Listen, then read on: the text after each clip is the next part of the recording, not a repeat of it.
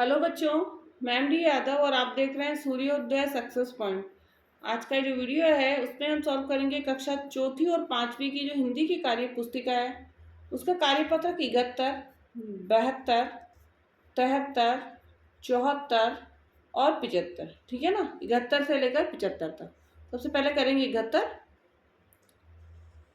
और 71 का जो पहला प्रश्न है, कविता को पढ़िए, नीचे दिए गए प्रश्नों के उत्तर लिखिए। सर्दी आई, ठंड की पहने वर्दी आई, सबने लादे ढेर से कपड़े, चाहे दुबले चाहे तगड़े, नाक सभी की लाल हो गई, सिकुड़ी सबकी चाल हो गई, ठिठुर रहे हैं, कांप रहे हैं, दौड़ रहे हैं, हाफ रहे हैं, धूप में दौड़े तो भी सर्दी, छाया में बैठे तो भी सर्दी। ठीक है ना।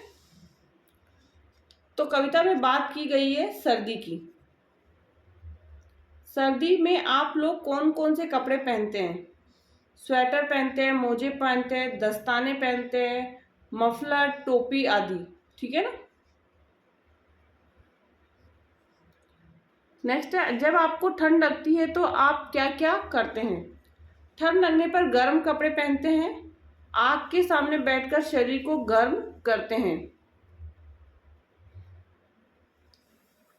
नेक्स्ट, सर्दी में जब आपको जुकाम होता है तो आप क्या करते हैं? सर्दी में जब जुकाम होता है तो काढ़ा बनाकर पीते हैं। क्या करते हैं? काढ़ा बनाकर पीते हैं। नेक्स्ट, आपको कौन कौन सा मौसम अच्छा लगता है? मुझे बारिश का मौसम। कौन सा मौसम? बारिश का मौसम अच्छा लगता है। नेक्स्ट है कार्यपत्रक 72। एक वस्तु का बोध कराने वाले शब्द एक वचन कहलाते हैं और एक से अधिक वस्तुओं का बोध कराने वाले बहुवचन।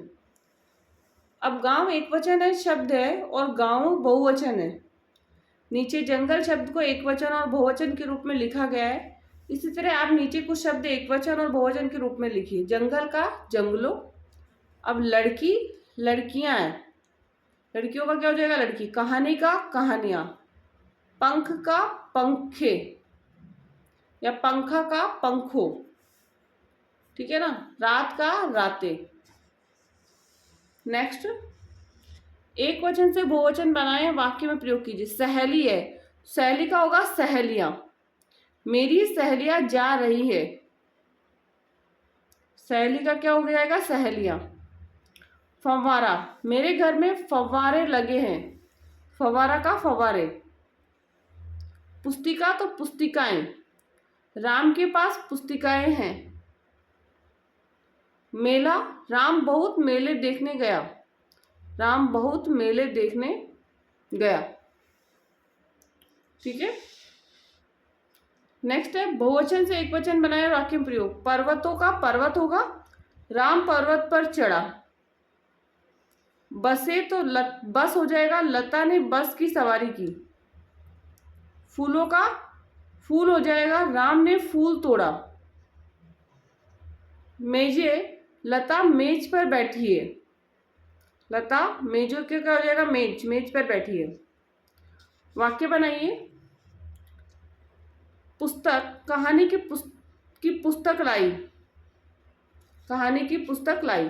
पुस्तकें, कहानियों की पुस्तकें लाई।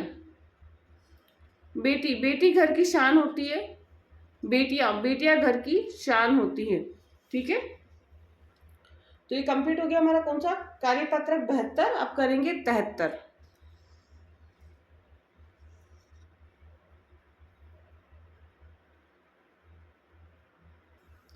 और 73 का है कि स्त्रीलिंग से पुल्लिंग में बनाइए और पुल्लिंग से स्त्रीलिंग बनाइए। जैसे घोड़ी का घोड़ा, शेर का शेरनी, सखी का सखा, बंदर का बंदरिया, पहाड़ी का पहाड़, नगर का नगरी, लड़की का लड़का, महाराजा का महारानी। ठीक है। नेक्स्ट अगला, हम बोलते समय कि दादी जी जाती है और दादाजी आते हैं। इस प्रकार नीचे लिखे वाक्यों को बदलकर सामने निकलिए। नाना जी बाजार जाते हैं तो नानी जी बाजार जाती है। क्या आएगा? जाती है। माँ स्कूटर चलाती है तो पिताजी स्कूटर चलाते हैं। दादाजी घूमने जाते हैं तो दादी जी घूमने जाती है। लड़के साइकिल चलाते हैं तो लड़कियां साइकिल चलाती है।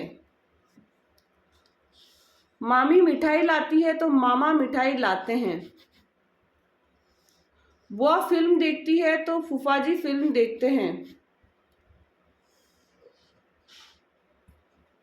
शेरनी शिकार करती है तो शेर शिकार करता है। बच्चा हंसता है तो बच्ची हंसती है। ठीक है, तो ये कंप्लीट हो गया हमारा कार्यपत्र। कौन सा था? 73 या 73 नंबर जो है वो कंप्लीट कर लिया हमने। अब करेंगे 74। और 74 का जो पहला प्रश्न है, नीचे लिखे कथन के लिए एक शब्द लिखिए। कथन जो समर्थ नहीं है, असमर्थ। असमर्थ। जो कम खर्च करता हो, अल्पव्ययी। मतलब कम खर्च करने वाला क्या होता है? अल्पव्ययी या अल्पव्यय करने वाला। जो योग्य नहीं हो, अयोग्य। जिसमें बल ना हो, कमजोर या अबलशाली। पढ़ने वाला क्या कहलाता है? पढ़ाकू। जिसमें रस ना हो, नीरस। जिसमें रस ना हो, नीरस। नीचे लिखे शब्दों के अर्थ लिखिए। सुअवसर तो क्या हो जाएगा? अच्छा अवसर। सुअवसर का क्या बनेगा? अच्छा अवसर। संदेशवाहक तो संदेश लाने ले जाने वाला। रक्षक, रक्षा करने वाला। किसान, खेती करने वाला। रसीला, रस वाला। लेखक, लिखने वाला। नेक्स्ट है, नीचे लिखे वाक्यांशों के लिए एक शब्द। जो कपड़े सिलता हो, दर्जी। कपड़े सिलने वाला, दर्जी। जो दुकान करता हो, दुकानदार। जो दूध बेचता हो, दूध वाला। जो वाहन चलाने वाला हो तो चालक। क्या कहलाएगा? चालक। नेक्स्ट हमारा कार्यपत्र हम करेंगे 75।